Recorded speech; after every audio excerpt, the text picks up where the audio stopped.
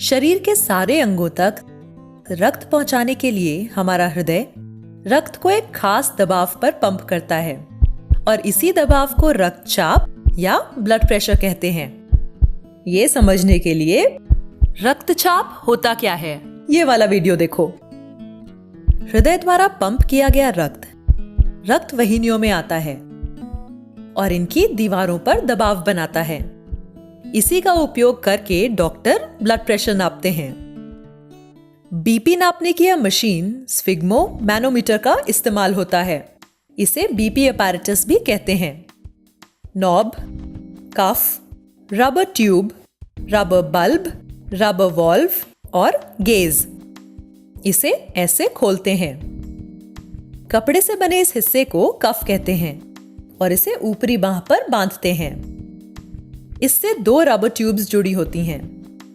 इनमें से एक ट्यूब आगे जाकर गेज से जुड़ी होती है और दूसरी इस बल्ब से।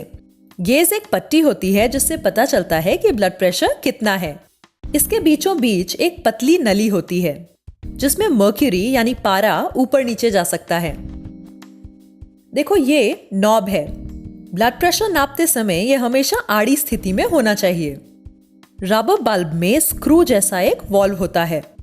इसे इस तरह घुमाया जाता है। चलो अब देखते हैं कि ब्लड प्रेशर कैसे नापा जाता है। सबसे पहले डॉक्टर मरीज को आराम से बैठने के लिए कहते हैं।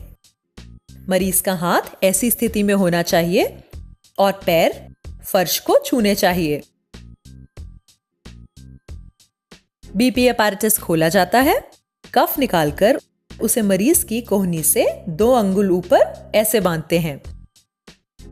फिर सुनिश्चित करते हैं कि कफ बहुत कसा हुआ या बहुत ढीला तो नहीं है।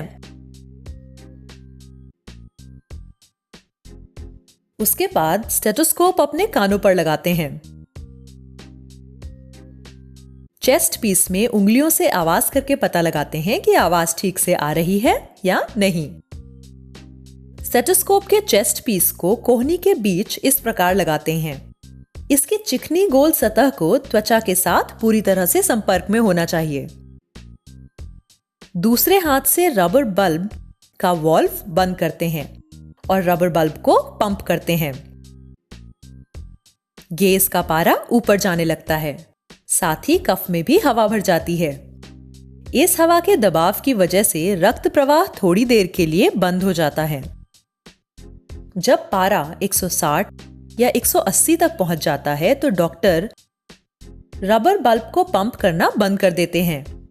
वॉल्व को उल्टी दिशा में घुमाया जाता है। अब हाथ से दबाव कम हो जाता है। पारा धीरे धीरे नीचे आता है।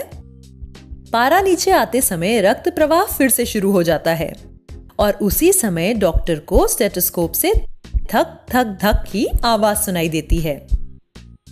इस आवाज की शुरुआत होने पर पारा जिस स्तर पर होता है उसे दर्ज कर लेते हैं और इसे कहते हैं सिस्टोलिक ब्लड प्रेशर। यहां आवाज 110 पर आना शुरू हुई है। पारा नीचे आते समय यह धक धक आवाज आती रहती है और एक जगह पर बंद हो जाती है। आवाज बंद होने पर पारा जिस स्तर पर होता है उसे डायस्टोलिक ब्लड प्रेशर के रूप में दर्ज करते हैं। यहां पारे के 70 पर पहुंचने पर यह आवाज आनी बंद हो गई है तो वॉल्व को पूरा घुमाया जाता है। डॉक्टर कफ में बची हुई हवा को निकाल देते हैं। स्टेथोस्कोप को कान से निकालते हैं। मरीज के ऊपरी बांह में लगे कफ को हटाते हैं और बीपी अपैरेटस उचित जगह पर रख देते हैं। क्या तुम उस मरीज का ब्लड प्रेशर बता सकते हो जिसे हमने इस उदाहरण में देखा है? वह है 110 सिस्टोलिक और 70 डायस्टोलिक या 110/70 मिलीमीटर ऑफ मर्क्यूरी। इसे ऐसे लिखा जाता है 110/70 mmHg।